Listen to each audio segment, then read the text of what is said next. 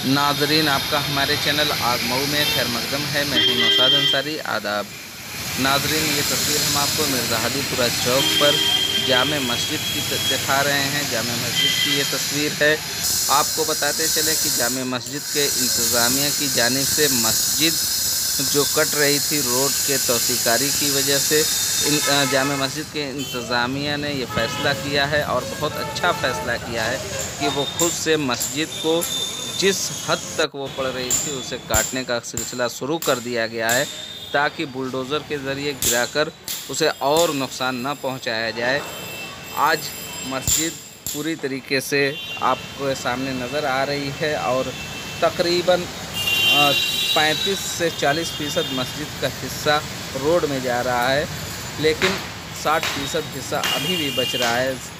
मस्जिद इंतज़ामिया ने यह फ़ैसला किया है कि वो खुद से ही कटाकर मस्जिद को मज़ीद नुकसान से बचाएगी। और ये जो तस्वीर आपको देख रहे हैं थाने के सामने वाली तस्वीर थी, थाने के सामने मस्जिद वो भी तकरीबन निस्फ हिस्सा रोड में जा रही है, वहाँ पर भी कटना है।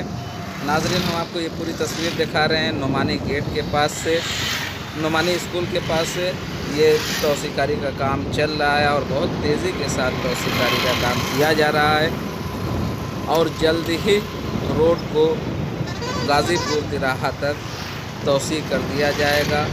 ज़िला इंतज़ामिया की जानिब से ऐलान भी कर दिया गया है कि 19 सितंबर से पहले रोड के हाशिए में पड़ने वाले जो भी दुकान हैं, मकान हैं या मजहबी मकामात हैं, वो सारे लोग अपनी रज़ामंदी से खुद हटा लें।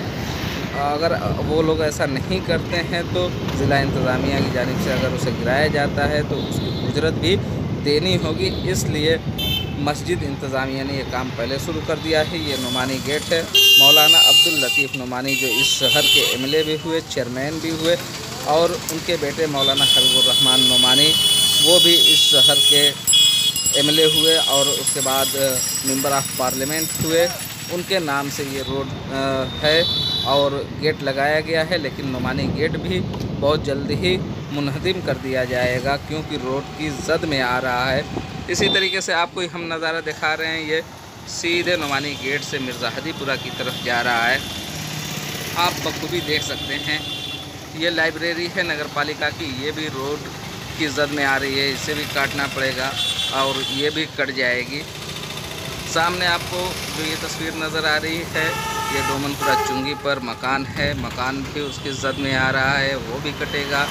सारे लोगों को नोटिस और ऐलान के ज़रिए बता दिया गया है और बहुत जल्द इधर भी काम लगने वाला है। इसी तरीके से ये सिलसिला आगे बढ़ते बढ़ते और डोमनपुरा के पास पहुंच रहा है और डोमनपुरा फैज़ी गेट क्यों पड़ा हम आपको बता दें। आलमी शख्सियत, उर्दू अदब की आलमी शख्सियत फ़ैज़ा इब्न फ़ैज़ी के नाम से ये गेट मंसूब है।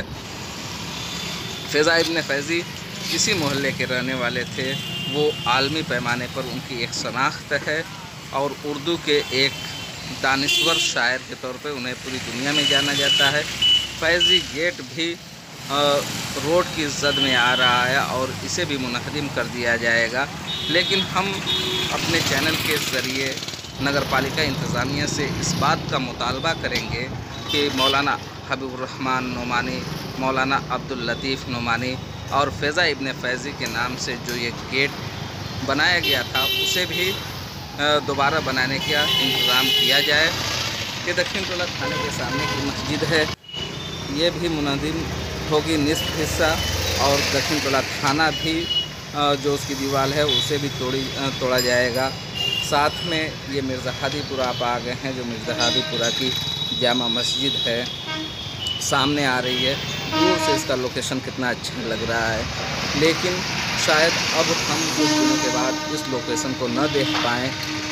मज़ीद इसमें से 40% हिस्सा कट जाएगा और कटने के बाद सीधे तौर पे आप समझ सकते हैं कि वो रोड के हिस्से में आ जाएगा।